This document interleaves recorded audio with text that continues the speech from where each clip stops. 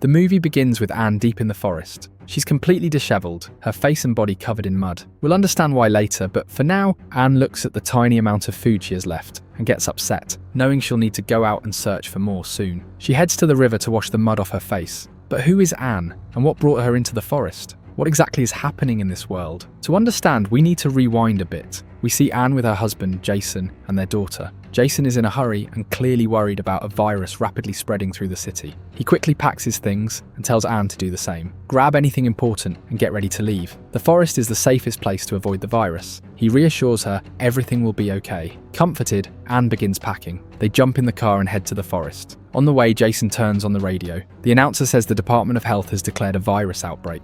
It's spreading fast, turning people into something like zombies. The symptoms include a rash on the abdomen, nausea, and extreme aggression. The most dangerous part? The virus spreads through the air, breath, and blood, making it spread insanely fast. Back in the present, Jason and Anne have reached the forest. Jason is holding a rifle and teaching Anne how to set animal traps so they'll have meat to eat. Anne doesn't fully understand, so she writes everything down in a notebook to remember. Then Jason hands her the rifle, places a box of cookies on the ground, and tells her to pretend it's a zombie. He wants her to practice aiming. Anne struggles to hit the target. Jason explains she has to aim for the zombie's head or heart, and she needs to stay calm to do it. Later that night, they sit by a fire. Anne tells Jason they need real food. Berries aren't enough. Without hesitation, Jason grabs the rifle and heads toward a nearby village to hunt for food. A few hours later, Jason returns, wounded, terrified, and in a panic. He tells Anne to get in the car with their daughter immediately. They need to leave now. She obeys, and they drive off. Once Jason calms down, he explains that he reached the village, but everyone was dead. Zombies had taken over. He was attacked, but managed to escape, rushing back to protect his family. Jason is devastated, and Anne is in complete shock.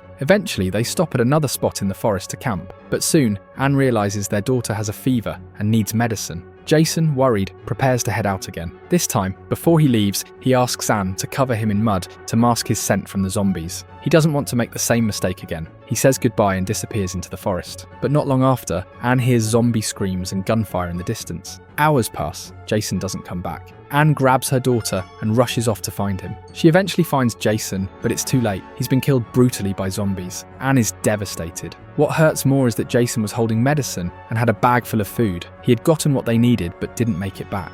Holding back her emotions, Anne takes the rifle and returns to the camp with her daughter. From that point on, they sleep in the car for safety. Days pass and the food Jason brought is now gone. Anne has no choice. She covers herself in mud and sets out for food. Before leaving, she kisses her daughter goodbye, locks her in the car, and hides it with branches to protect her. Anne reaches a house deep in the forest. She sneaks in and searches for food. Suddenly, she sees a zombie eating meat from the fridge. She kills it, but its blood spills all over her clothes. Ignoring it, she grabs all the food she can and rushes back to her daughter, who's crying uncontrollably. Anne hugs her tightly. But then, something horrifying happens. While hugging her, zombie blood on Anne's clothes gets into the girl's mouth. Anne is in total shock, realizing her daughter might now be infected, but there's nothing she can do but wait. The next day, while changing her daughter's clothes, Anne sees a rash on her abdomen. Her daughter is infected. Anne is crushed, knowing there's no cure, and the virus is painful. To end her daughter's suffering, she dissolves all the medicine they have and mixes it into milk, giving it to her gently,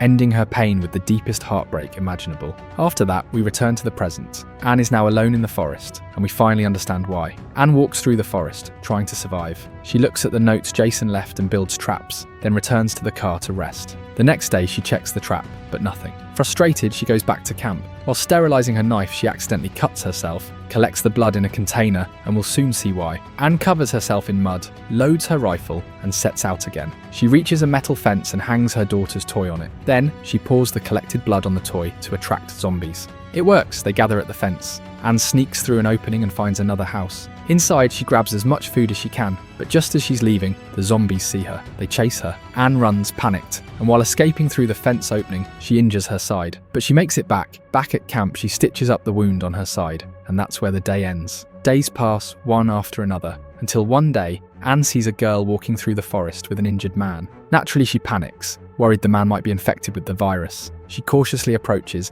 and asks the girl to show her the man's stomach, just to be sure. The girl agrees, lifts his shirt, and his body is clean. No signs of infection. Anne breathes a sigh of relief and goes to help the man. During this time, the girl introduces herself as Olivia, and the man is her stepfather, Chris. They're heading north toward a shelter where, supposedly, the last remaining people are. She also shares sadly that her mother got infected and attacked them. Chris had to kill her, and they've been on their own ever since. One more important detail: Olivia has mental health issues, something we'll need to keep in mind. Anne begins to feel safe around them. She brings them back to her camp, stitches up the wound on Chris's head, and gives Olivia some food. She even lets them sleep in the tent while she sleeps in the car. The next day, Anne wakes up early to set more traps. Olivia sees her and joins in to help. They head into the woods together to search for food and supplies. As night falls, they return to camp. There, Chris is awake and waiting. Olivia runs into his arms, relieved he's okay. After everything they've been through, Chris talks with Anne for a while and thanks her for all she's done, for saving his life and taking care of Olivia. He tells her that they plan to head north tomorrow.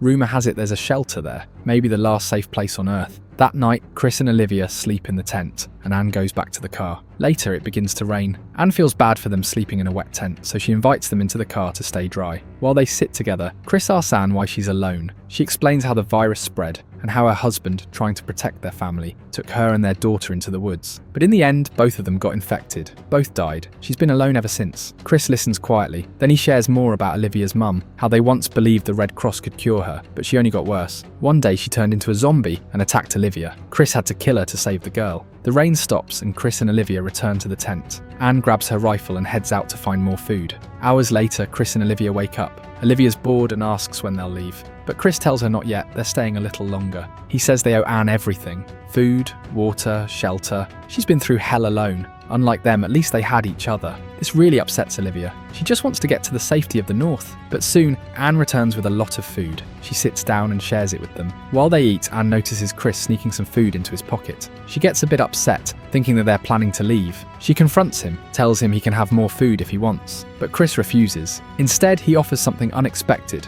Come with them to the shelter. Anne immediately declines. She says she has no reason to go anywhere, not after losing her husband and daughter. She wants to stay in the woods. Chris is heartbroken. He sees the pain she's carrying. That night he tries to lift her spirits. As they eat, he starts feeding her himself. They laugh a little, try to forget the world is ending. But Olivia doesn't like it. She feels Anne is taking Chris away from her. The next morning, Olivia doesn't waste time. She sits with Chris and asks why he's treating Anne like this, why he wants her to come with them. Chris explains that without Anne, they wouldn't be alive. And more than that, he believes they should take care of each other, not leave anyone behind. Olivia is quiet, a little hurt. She returns to the tent and waits. Meanwhile, Chris and Anne go out together to collect firewood. They get lost in conversation, completely forgetting about Olivia. She eventually gets worried and sets out to find them. And here comes the twist. When Chris and Anne return to camp, Olivia is gone. They panic and immediately go searching. Meanwhile, Olivia has encountered a zombie. She tries to run, but it's too fast. Just before it reaches her, Chris shows up and saves her. But this zombie is unusually strong.